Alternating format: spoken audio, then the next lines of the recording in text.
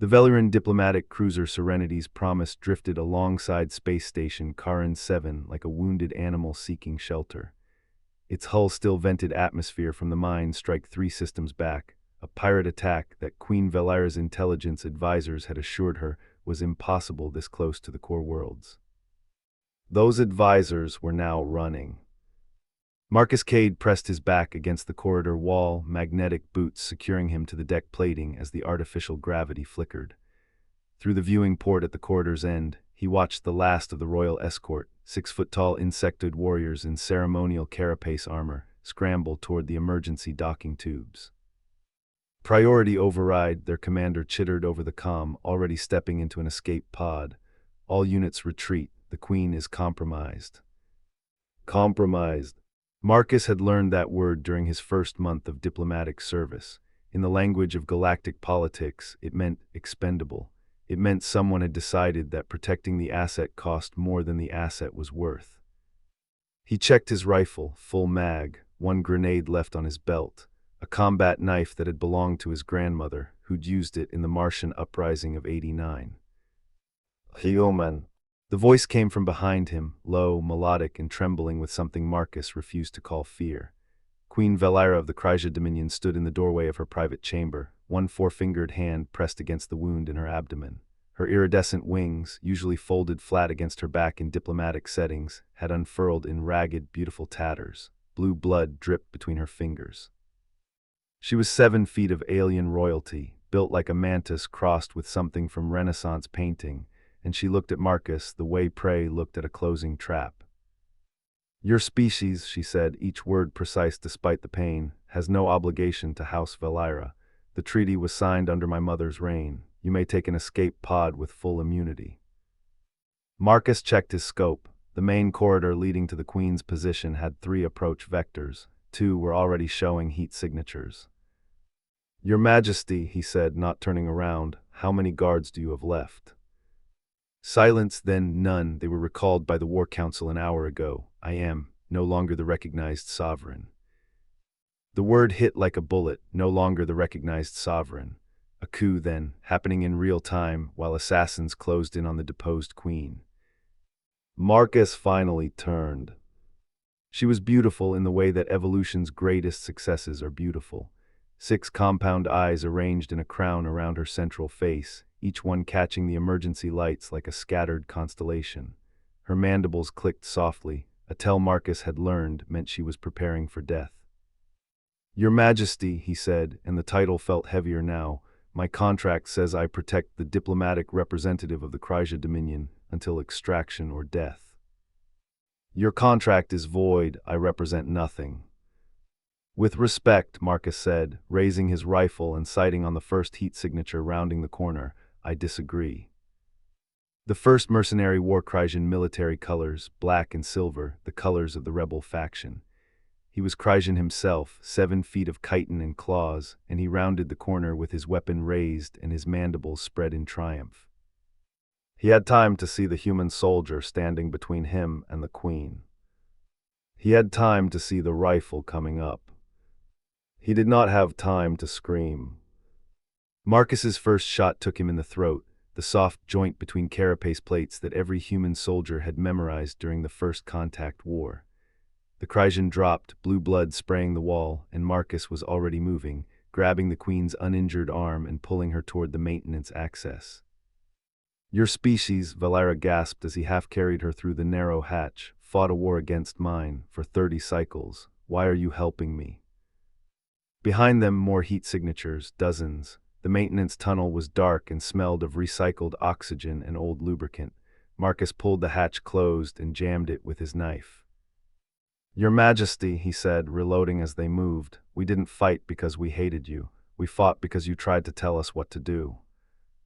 He glanced back at her, and for the first time, something other than despair flickered in those 6 diamond eyes.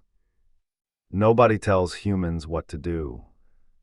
3 decks below, the mercenary commander reviewed the bodycam footage of his first man dying. The human had moved like something from the old horror vids, efficient, brutal, and utterly without hesitation. He keyed his comm, priority target changed. The human is now primary, kill the Queen second.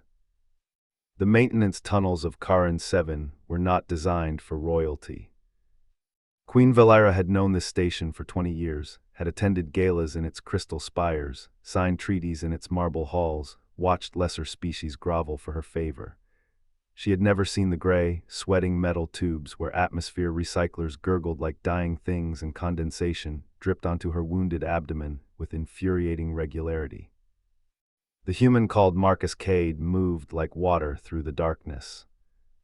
He had killed 3 more of her people in the past hour. Former people, she corrected herself, traitors. Each death had been quick, precise, and disturbingly quiet.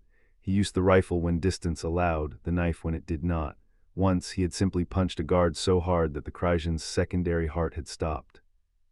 Humans are dense, her military advisors had told her during the war. High bone density, high muscle density, they do not tire quickly. They had failed to mention the other thing. The ship, Marcus said, pulling her through a half-flooded junction. Where is it?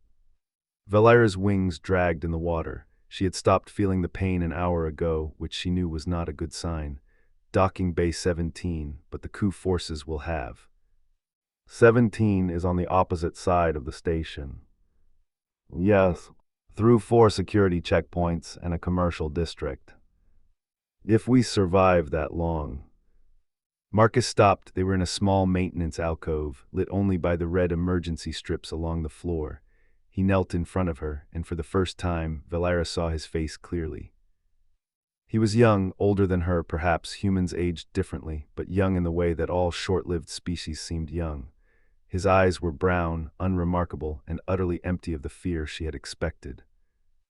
"You're bleeding internally," he said. "Your abdomen, the blue is getting darker. That means organ damage."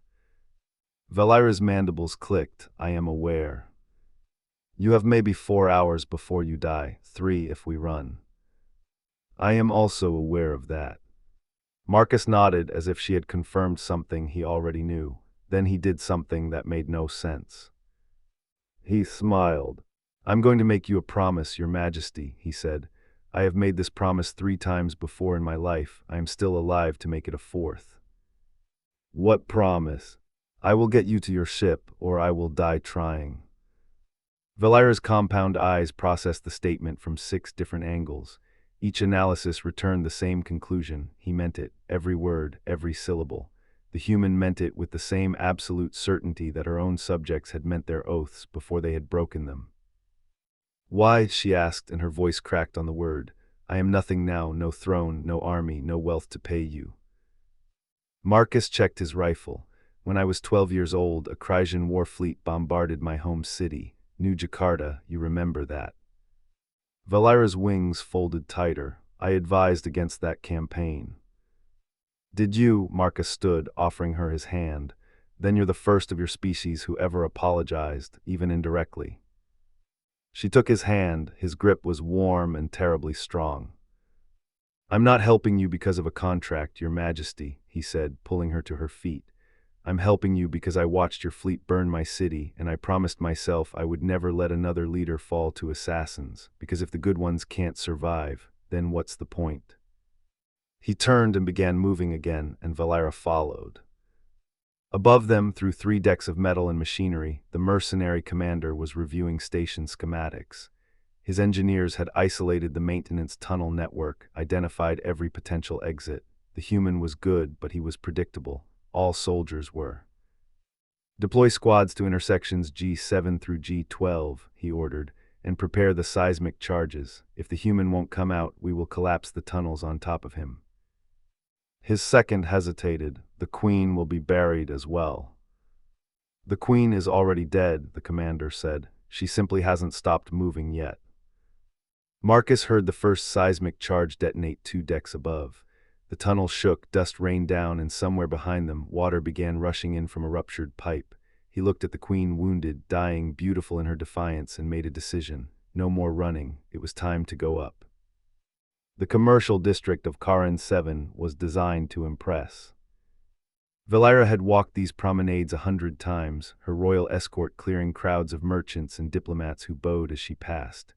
She had never seen the district like this, emergency lights strobing, stalls abandoned, the air thick with the smell of ozone from overloaded power conduits. And running. She was running, the queen of the Kryja Dominion, whose species considered running beneath their dignity, was sprinting through a shopping center while bullets cracked past her head. Marcus fired behind her 3-round bursts that echoed off the high ceiling. A Kryjan mercenary tumbled from an upper balcony, blue blood painting a fountain below. Another screamed from behind a food stall, his weapon clattering as he fell. Left, Marcus shouted. Valera ducked left, feeling the heat of a plasma bolt pass where her head had been. Her wings caught on a display rack, tearing further, and she bit back a cry of pain. In here, Marcus grabbed her arm and pulled her into a weapons shop. Ironic, she thought dimly, given that her species' entire military had just abandoned her. He slammed the security door closed and shot out the control panel. They had 30 seconds, maybe less. Marcus moved through the shop with terrible efficiency, grabbing ammunition from display cases. A fragmentation grenade from a locked cabinet he simply ripped open, and something that looked like a mining charge from the back wall. "What is that?" Valera asked, leaning against a wall. Her vision was starting to blur at the edges. "Improvised claymore," Marcus said, wiring the charge to the door frame. "Humans have been making these for 800 years. The technology improves, the concept doesn't." He finished his work and pulled her toward the back of the shop, through a storage room, and out onto a service balcony overlooking the district's lower level. Below them, at least 30 mercenaries were spreading out through the promenade, Kryjan military, well-armed, coordinated. "Our ship is 300 meters that way," Marcus said, pointing across the open space. "Through that security checkpoint, across the cargo handling bay, and into Bay 17. That's 300 meters of open ground." "Yes, with 30 hostiles between us and the checkpoint." "Yes." Valera looked at him. "You said you would get me to my ship or die trying, not both." Marcus loaded a fresh magazine. "Your Majesty, I'm going to tell you something about humans, something your people learned during the war but never quite understood." "What's that?" "When we say or die trying, we don't mean it as a backup plan. We mean it as a promise that death will have to work for it." The first mercenary squad reached the weapons shop below. Marcus waited until they were clustered around the door, trying to force it open. Then he pressed the detonator. The explosion was magnificent. The improvised claymore sent ball bearings and shrapnel through the promenade in a cone of death that cut down a dozen mercenaries instantly. The rest scattered, seeking cover, and in that moment of chaos, Marcus vaulted over the balcony railing. He fell 2 stories, landed in a roll that would have shattered a normal species' bones, and came up firing. 3 mercenaries died before they could raise their weapons. A 4th took a knife to the throat as Marcus closed the distance. Valera watched from above, frozen. The human moved like nothing she had ever seen, not like a soldier. Soldiers were disciplined, predictable, efficient. Marcus fought like a cornered predator, using every piece of cover, every distraction, every moment of confusion. He kicked over a market stall to create a smoke screen. He used a mercenary's body as a shield while firing over its shoulder. He threw his last grenade not at the largest group, but at the ceiling above them, bringing down a support beam that crushed 3 more. When the 30-second engagement ended, 14 mercenaries were dead or dying. The rest had pulled back to regroup. Marcus stood in the center of the carnage, bleeding from a gash on his arm, and looked up at her. "Coming?" he asked. Valera descended from the balcony, her damaged wings catching the smoke-filled air. She landed beside him, and for the first time, she was not thinking of herself as a queen. She was thinking of what it meant to have a species like this as an enemy, and what it might mean to have one as a friend. The mercenary commander watched the slaughter through a drone feed, 14 of his best dead in less than a minute. He had fought humans before during the war and the border skirmishes that followed. He had never seen one fight like this, like the human was already dead and simply refusing to stop. "Seal the cargo bay," he ordered, "and activate the automated turrets. If he wants to reach that ship, he'll have to walk through hell." The cargo handling bay was a cathedral of death. 300 meters of open space filled with shipping containers and loading equipment. The ceiling rose 40 meters above, crisscrossed with gantries and crane systems, and scattered throughout, mounted on every wall and support column, were the automated turrets. Valera counted 18 of them, each one capable of firing 1,000 rounds per minute. The ship is on the far side, she said, her voice barely a whisper, behind those blast doors. Marcus was reloading his last magazine. I see it. You cannot fight 18 turrets. No, he agreed, but I don't have to fight all of them. I just have to get you to the blast doors. Valera's mandibles clicked in confusion. What does that mean? Marcus turned to face her. He was covered in blue blood, the blood of her species, the blood of traitors, and his own red blood from the wound on his arm.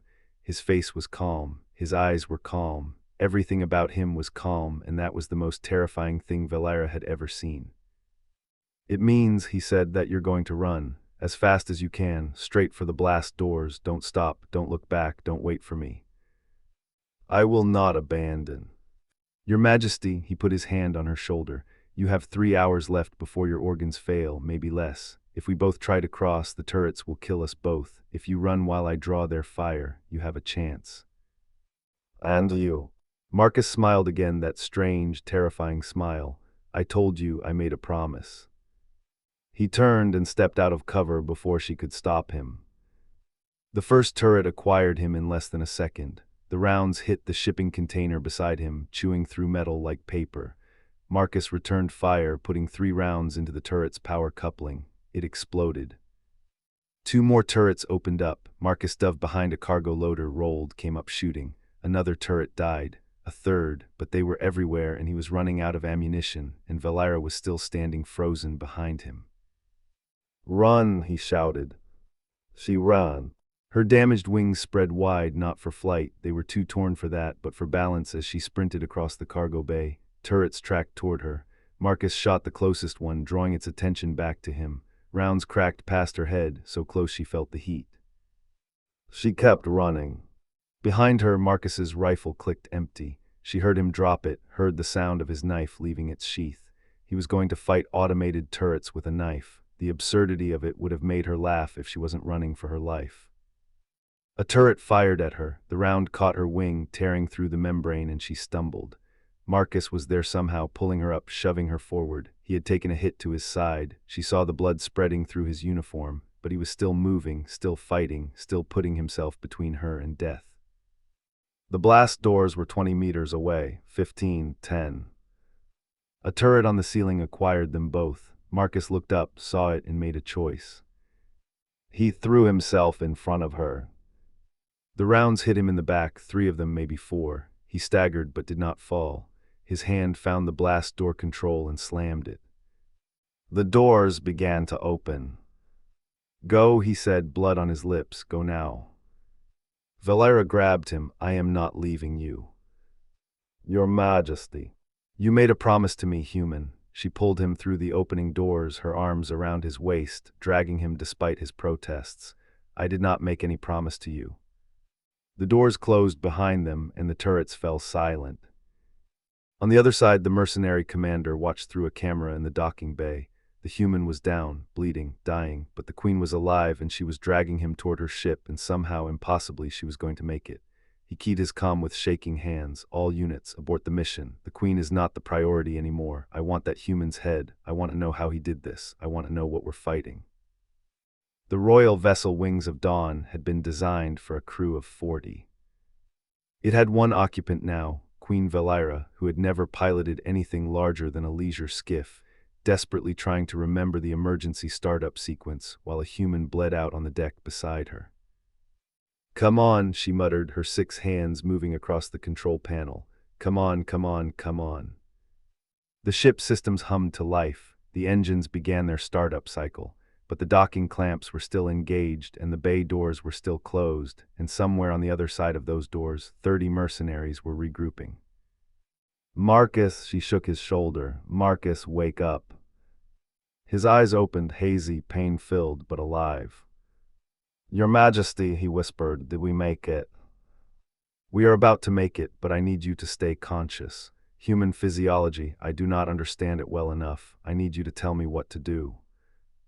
He laughed, a wet, painful sound. You want medical advice from a grunt. I want you to not die. Marcus pushed himself up, his face pale, his hands shaking. He looked at the control panel, then at the bay doors, then at the tactical display showing the mercenaries assembling outside. "How long until the engines are ready?" he asked. 90 seconds. They'll breach the bay doors in 60. Valera's mandibles clicked in despair. Then we are dead. Not yet. Marcus dragged himself to the weapons locker, pulled it open, and found something that made him smile. A shoulder-launched missile, the kind used for anti-ship work in atmosphere. "Your Majesty, how do you feel about property damage?" "What?" He hefted the launcher, grunting with the weight. "Open the bay doors." "Marcus, there are 30. Open the bay doors." Valera opened the bay doors. The mercenaries were already advancing across the cargo bay, weapons raised, turrets tracking. They saw the doors opening and paused, confused, suspicious, expecting a trick. What they got was a human soldier with a missile launcher. The first missile took out the cluster of turrets on the left wall, the second, the ones on the right. Marcus fired 3 more before the launcher ran dry, each shot destroying another piece of the defensive network, and then he dropped the weapon and picked up a fallen mercenary's rifle and started firing again. "Engines ready," Valera shouted. "Punch it." She punched it. The wings of dawn rocketed out of the docking bay, through the cargo bay, and into open space. The mercenaries fired after them, but the ship's shields held, barely, and then they were clear, and the stars were wheeling around them, and Valera was crying. She had not cried since she was a hatchling. Marcus slumped against the weapons locker, blood pooling beneath him. "Your Majesty," he said, "I believe I have fulfilled my contract." "Your contract was void. Then I fulfilled my promise."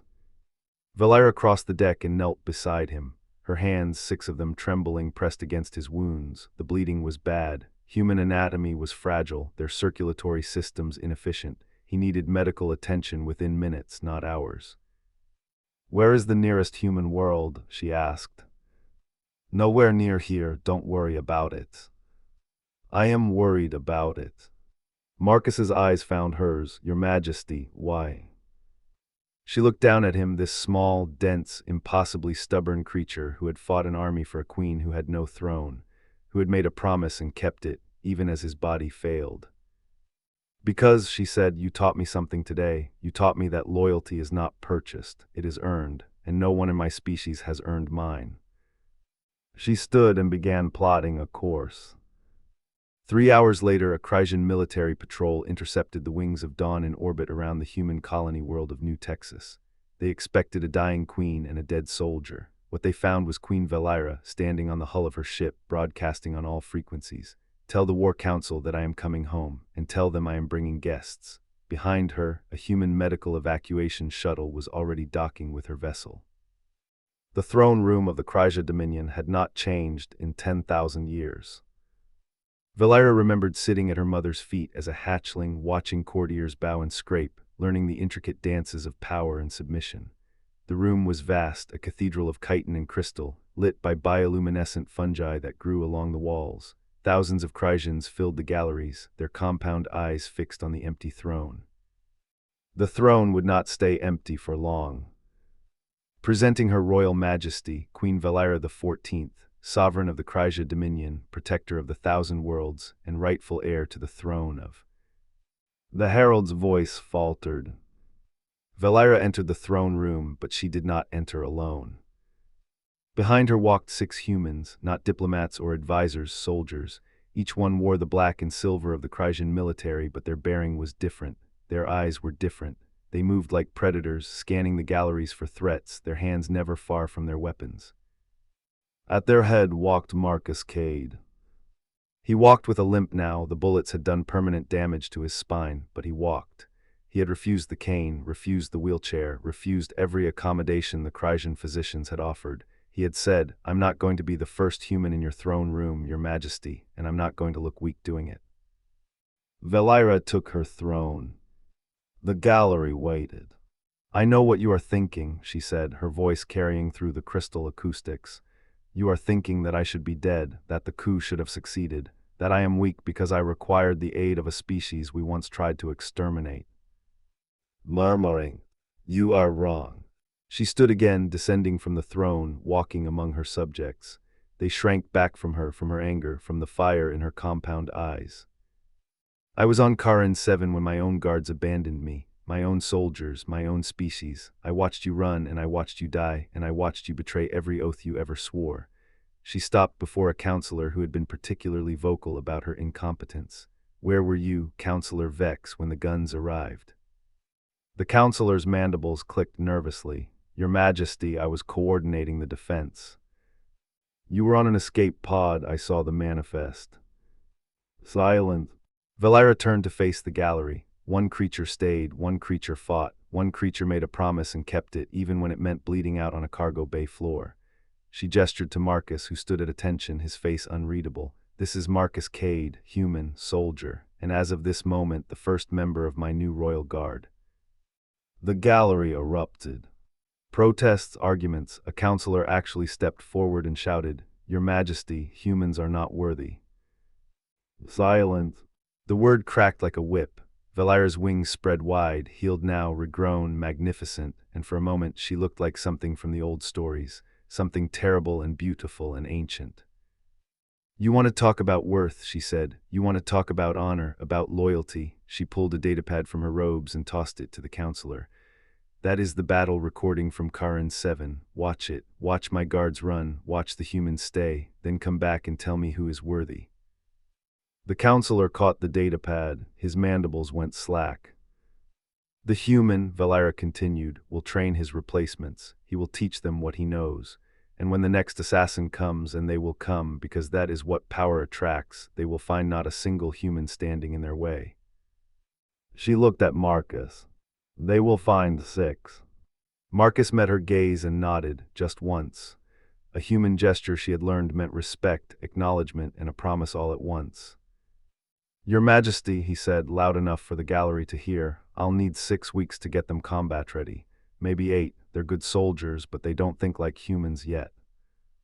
Then teach them, Valera said. Teach them to be loyal, teach them to be stubborn, teach them to make promises they intend to keep. She returned to her throne and sat, her wings folding behind her like a cape.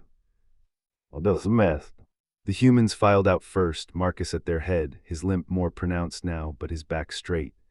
The counselors watched them go, their compound eyes wide, their mandibles clicking in a language older than words. The language of fear. That night in the human quarters of the royal palace, Marcus Cade sat on his bunk and unwrapped the bandages on his side. The wound was healing, slowly, painfully, but healing. On the table beside him sat his grandmother's knife, cleaned and sharpened. He picked up his datapad and began writing a message to his family on New Jakarta. Mom, he wrote, you're not going to believe this. Remember how you always said I'd never amount to anything? Well, I'm the personal guard to an alien queen now. The pay is terrible. The hours are worse. But for the first time in my life, I think I know what I'm supposed to be doing. He paused, then added, also, she's 7 feet tall and has 6 eyes. You'd like her. She's just as stubborn as you are. He sent the message and lay back, staring at the unfamiliar sailing. Somewhere in the palace, he could hear the queen's voice, giving orders, making plans, rebuilding her kingdom from the ashes of betrayal. Outside the window, the stars of the Kryja Dominion stretched to infinity. And Marcus Cade, human soldier, last man standing, smiled. He was exactly where he was supposed to be.